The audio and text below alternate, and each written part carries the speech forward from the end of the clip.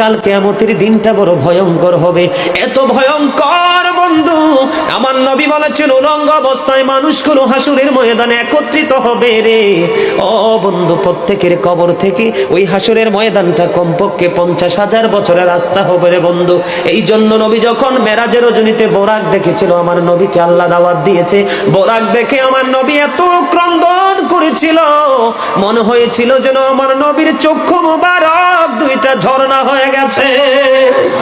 এই যুবক, কাল কিয়ামতের দিন ঘাম এত ঘামবে রে, কেউ মাজা পর্যন্ত, কেউ নাভি পর্যন্ত, কেউ বা আবার পুরো শরীর বন্ধু ঘামের নিচে ডুবে থাকবে, আবার মাথার মগজ টকবক টকবক করে উতরাইতে থাকবে রে। আল্লাহ বলেছেন লা ইয়ামুতু, people will not die that day, সেদিন মানুষ আর মরতে পারবে না। আল্লাহ বলেছেন ফিহা ওয়ালা ইয়াহইয়া, people will not be able to live that day, মানুষ সেদিন বাঁচতেও পারবে না। আমার আল্লাহ বলেছেন অমাহুম আনহা বিগাইবিন, people will not be able to escape that day, সেদিন মানুষ সেখান থেকে পালিয়ে যেতেও পারবো না রে। দুর্গাপুরের যুবক, হাদিস শরীফের মধ্যে এসেছে কাল কিয়ামতের দিন আল্লাহর আরশের ছায়া ছাড়া কোনো ছায়া থাকবে না। ওই কাল কিয়ামতের দিন এই দুর্গাপুরের যুবকগুলো চাইয়া দেখেন চাতক পাখির মতো বসে আছে।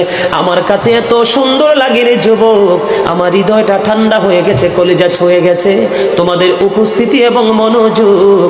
আল্লাহ রাব্বুল আলামিন হাদিস শরীফের মধ্যে এসেছে কাল কিয়ামতের দিন আর 7 শ্রেণীর মানুষকে আল্লাহর আরশের ছায়ার নিচে জায়গা দিবে রে। এর মধ্যে বিশাল একটা টিম থাকবে পৃথিবীর যুবকেরা।